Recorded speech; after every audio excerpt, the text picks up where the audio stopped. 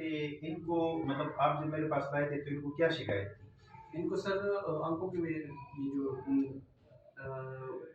काले-काले निशान थे आँखों में दिखाई दे रहे थे और ये ऐसे-ऐसे कर रहे थे, ख़ारिश होता था इनकी आँखों में सर। अच्छा, आँखों में ख़ारिश हो रही थी हाँ। और आप ये कह रहे हैं कि ये जो सामने इनका ये निशान नज़र आ रहा है, जी सर। तो इधर तो आपको कह रहा वाला सर ये बिल्कुल जो निशान नज़र आ रहा है तो आप इसकी वज़ह से ले आए। जी। अच्छा, ये पूरा साल मतलब ये ऐसे आँखें मलता है या किसी ख़ास मौसम में करता है? नहीं सर, ये ज़्यादातर गर्मियों में होता है, सर्दियों में इनकी वो आँखें बिल्कुल ठीक होती है, ख़ारिश वग़ैरह भी नहीं करती और ये चिड़चिड़ापन भी उनमें होता था ना, तो अब ये भी नहीं होता सर्दियों में ज़्यादातर। अच्छा, ये इस तरह की एलर्जी जो है ये पूरा साल भी चल सकती है और सीज़नल है। ये जो पोलन एलर्जी है यूजुअली पोलन एलर्जी की वज़ह से होती है। तो इसमें फिर ये है कि हमें 2 या 3 ड्रॉप्स देने पड़ते हैं। तो अगर सीज़नल है, बुरी बात तो है एलर्जी, लेकिन अच्छा फिर उसका पहलू ये है कि कम से कम आपको 4-5 महीने सर्दियों में आप दवाई से बच जाते हो।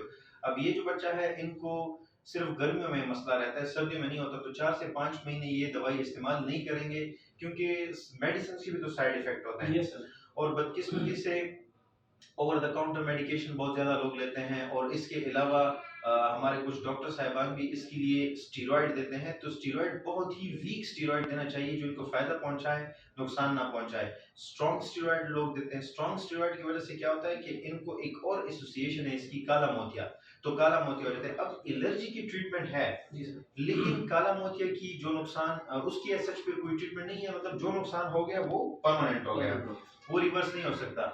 तो इसमें केराटोकोनस की 2 एसोसिएशंस हैं, एक काला मोतिया यानी ग्लाकोमा, जो बदकिस्मती से मेडिकल प्रोफेशनल्स की वजह से हो सकता है, या तो डॉक्टर या ओवर द काउंटर अगर मेडिकेशन दिया स्ट्रॉन्ग स्टेरॉइड, वो भी 1-2 दिन में नहीं होता, लेकिन चूंकि ये बीमारी भी बच्चे में शुरू होगी तो अनफॉर्चुनेटली 15 से 18 साल तक एज तक जाती है।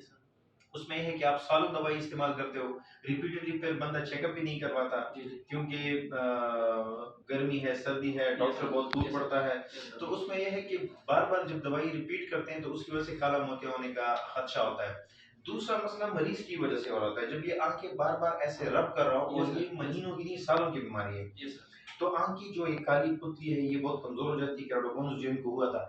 लेकिन अब अच्छी बात ये है कि इनका एक तो सर्दियों में ये मसला नहीं है। दूसरी बात ये है कि हमने जो लेज़र किया उसने बड़ा ज़बरदस्त काम किया है और इनकी आँख बिल्कुल अपनी जगह पे वो बीमारी रुक गई है, प्रोग्रेशन नहीं की।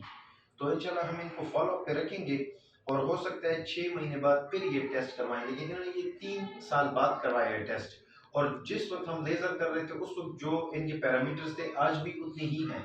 तो इसका मतलब है कि लेज़र ने बड़ा ज़बरदस्त काम किया और आँख इनकी अपनी जगह पे रुक गई है।